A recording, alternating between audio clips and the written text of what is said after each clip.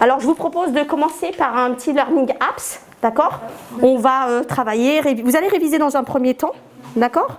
Et après, on va passer sur le jeu des mots mêlés. D'accord? Allez-y. C'est pas grave. Tu peux aussi, si tu veux retirer des étiquettes, Amandine, ce que je te conseille de faire, non, tu places toutes tes photographies et ensuite essaie de faire les noms. C'est comme tu veux. Ben oui, puisqu'ils ont déjà fait des jeux. Oui. Je n'ai jamais eu de tablette Apple entre les mains. Je ne savais absolument pas m'en servir. Pour moi, ça me faisait vraiment très peur. Donc, j'ai observé beaucoup les collègues. Je les ai beaucoup écoutés discuter, j'ai regardé ce qu'ils faisaient sur leur tablette, etc. Et en fait, je m'y suis mise durant les grandes vacances. C'est-à-dire que je me suis rendu compte qu'on pouvait créer des jeux sur la reconnaissance des végétaux dans différentes matières professionnelles. Thym. Non. Basilic. Non. Poivron. Oui. Non, madame. Hop. Voilà, par exemple.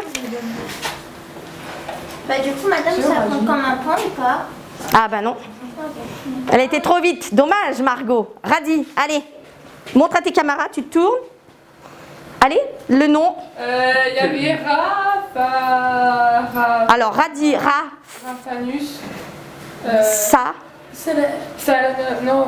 Sativus. Bien, Radi, Raphanus sativus. C'est un plein soleil et c'est un légume racine. Voilà, et c'est aussi un légume qu'on va semer en pleine terre. Et derrière, on va faire un éclaircissage. Très bien. Pour moi, c'est aussi la bienveillance, parce qu'il faut vraiment être bienveillant. Parce que les élèves, quand ils arrivent chez nous, c'est je suis nul, je sais rien faire, je suis bon à rien. Donc, il faut sans cesse les valoriser, sans cesse les encourager. Et moi, je veux qu'ils repartent de ma classe en se disant, ben non, je suis une belle personne. J'ai acquis des compétences professionnelles, scolaires et personnelles, parce qu'il ne faut pas oublier qu'il y a aussi des compétences personnelles. Capsicum, annuum. Très bien. Ce jeu numérique, il est né en fait d'une formation que j'ai effectuée à Pantin sur le serious game et la ludopédagogie. Et là m'est venue une idée.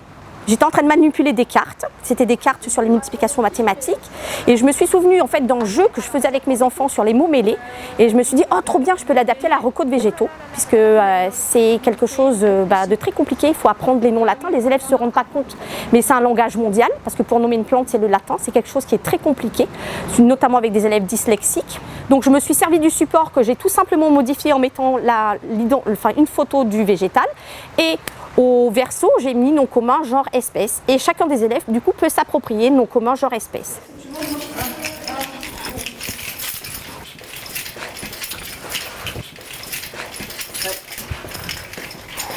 Alors, par rapport aux objectifs pédagogiques et didactiques, ça va permettre aux élèves, dans un premier temps, de reconnaître un végétal, parce que bien souvent ils l'ont dans l'assiette, mais ils ne savent pas le connaître, ils ne le connaissent pas. Et surtout, ils le connaissent peut-être sur l'étalage, mais ils ne savent même pas comment ça pousse. Donc nous avons aussi la possibilité en serre de faire la production, donc on allie les deux. Ensuite, ça va permettre dans un deuxième temps de connaître les noms des végétaux, puisqu'au niveau professionnel, pour un futur recrutement, c'est très important pour eux, puisqu'ils doivent aussi connaître nom commun, genre, c'est le minimum.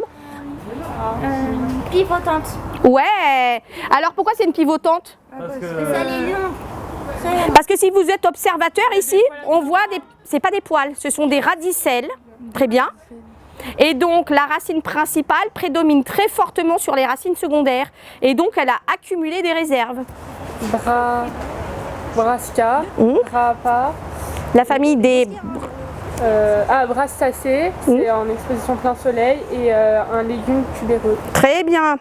Pour des élèves qui ont des concentrations qui sont d'un temps assez court, ça permet vraiment de capter leur attention et pendant un temps assez long. Et comme on change de support, du coup c'est attrayant. Et j'ai déjà vu, c'était le bazar dans la classe, et tout à coup on dit « prenez votre tablette ». Et là il n'y a plus de bruit, il n'y a plus de silence. « qu'est-ce qu'on va faire? C'est trop bien, on va jouer ». Et on va jouer, mais on va surtout apprendre. Moi en tout cas pour ma partie, ça fait maintenant un certain nombre d'années que j'enseigne. J'ai toujours découpé des petits mots pour que les élèves puissent répondre, adapter les évaluations, adapter les cours, fait des fiches procédurales, des fiches de mémorisation, etc. Et moi ça m'a redynamisé en tout cas dans mon métier d'enseignante. Et vraiment on se rend compte que c'est à l'infini.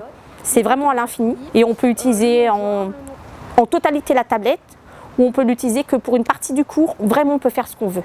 Et ça c'est vraiment très très chouette.